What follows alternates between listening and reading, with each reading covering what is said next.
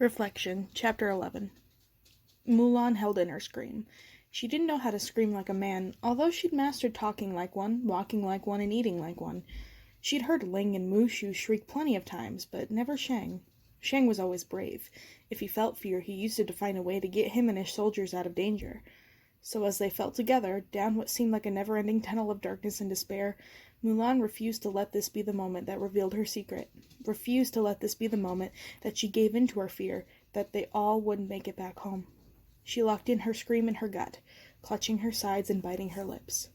Shishi was still roaring. His jade pendant whirled in a flash of green, and he swiped his paws at the air as if wrestling an invisible foe. Mulan kicked, trying to orient her body so she could see what was beneath her, but she was moving too fast, and the effort only made her dizzy. As they fell deeper into Daiyu, she caught a glimpse of different chambers, of roofed houses and burning trees, of craggy wastelands and tempestuous rainstorms.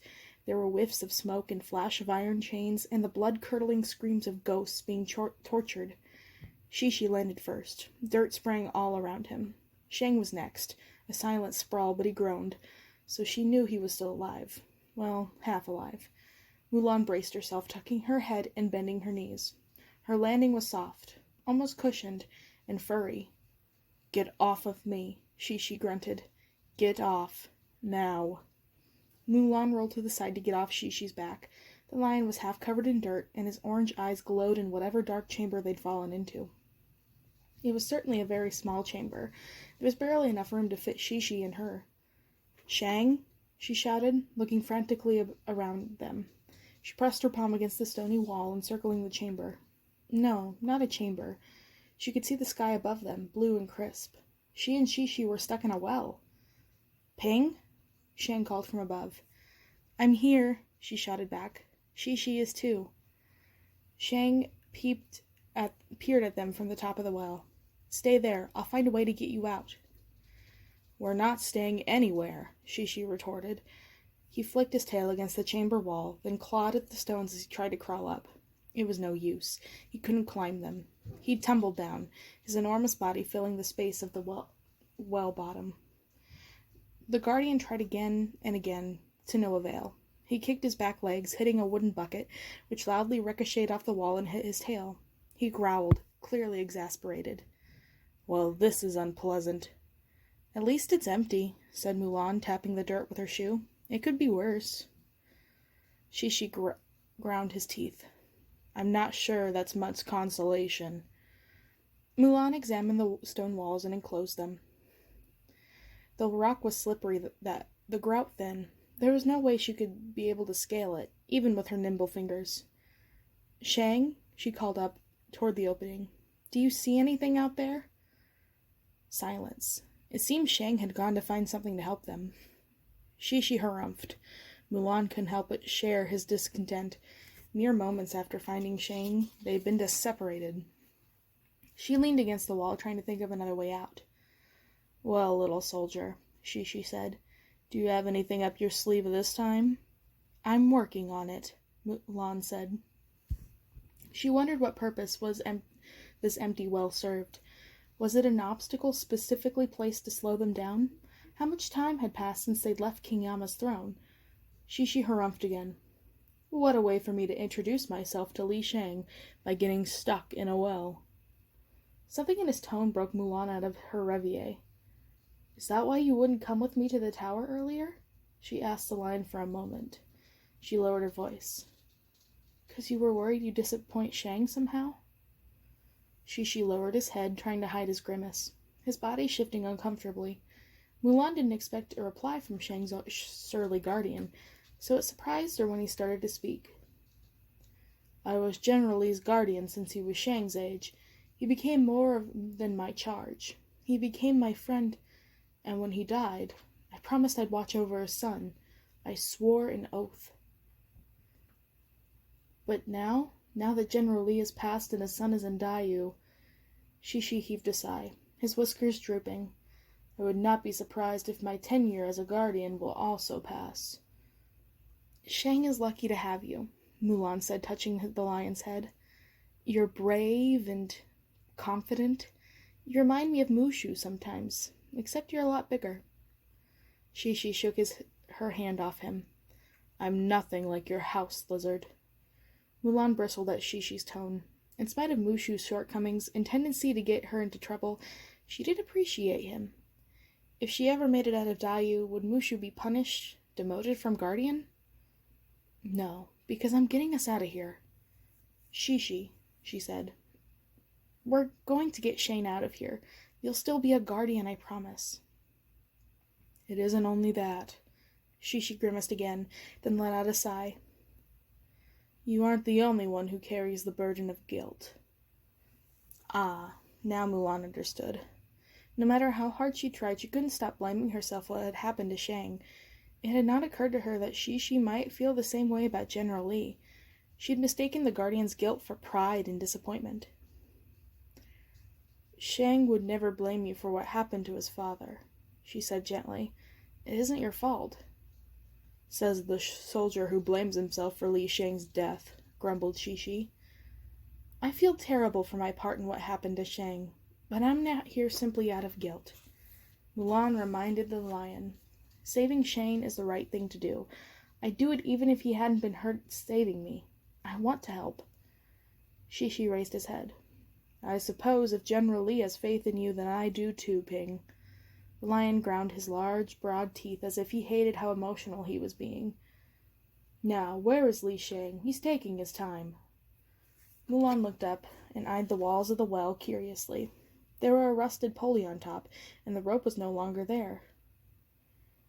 What we could really use is some rope, she said. Rope?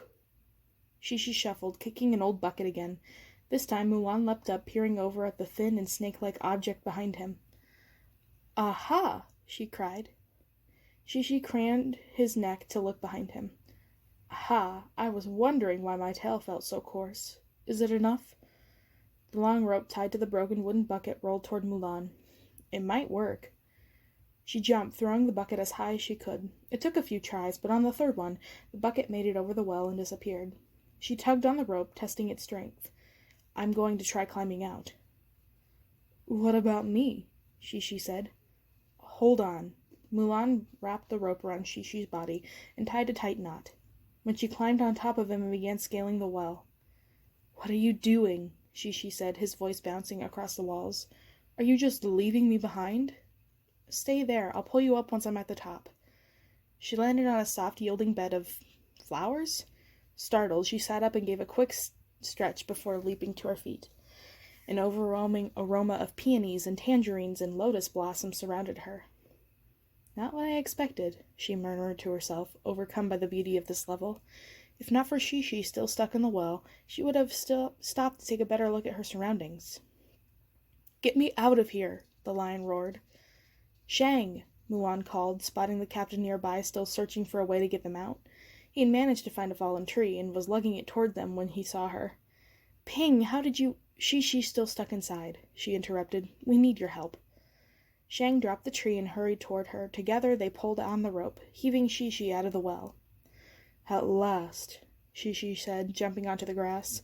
With his claw, he cut the rope off his body and shook his mane free of dirt.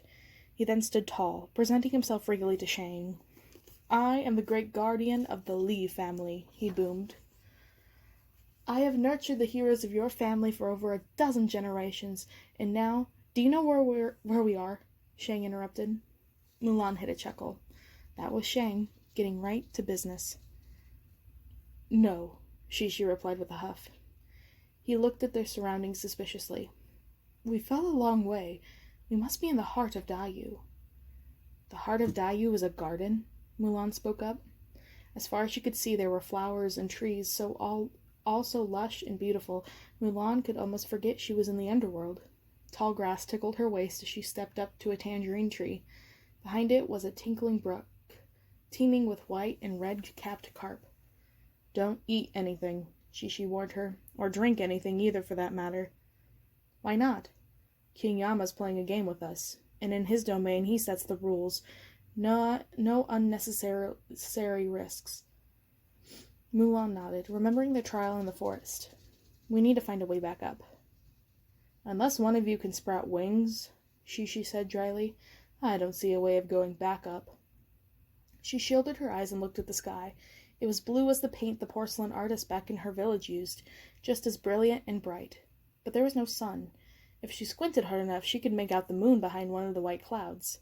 A quarter of it was now black. "Don't look too surprised," Shishi said, noticing Mulan's stricken expression. "You took your time in the tower, and then there was that god-forsaken well. At least we have Li Shang now."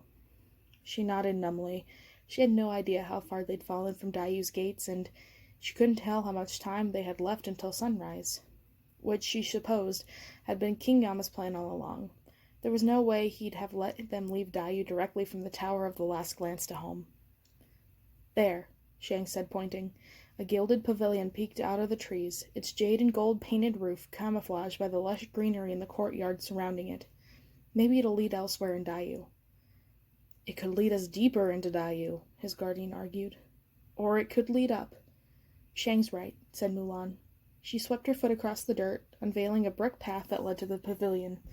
"We have to try. Perhaps this pavilion was one of those portals that leads us elsewhere." "I don't like this," Shishi grumbled, but he followed behind Mulan and Shang, his claws crushing the flowers. "The last time I was invited to a pavilion like this was one Li Shang's great-great-grandfather. He had the grandest statue of me made and put it in the center, and everyone marveled at how glorious I looked. Then it got demolished a few years later during a battle." He moaned. Terrible memory of such pavilions. Mulan smothered a cackle and kept her gaze forward. The pavilion overlooked a pond that was fed by the brook she noticed earlier. Inside, they could see 2 wooden benches and dark rosewood tables with carvings of foxes on the legs. A pot of tea rested on the table, its steam curling in the air. "Wait," Shang said, raising a hand before they got too close. "We're not alone." "I'll go," Shishi said. "After all, I have the most experience here in Dayu. I can smell demons from 1,000 paces away." And before anyone could stop him, he strode to the pavilion, sniffing at the pink and white rose bushes along the path. One of the bushes rustled, and he pounced on it.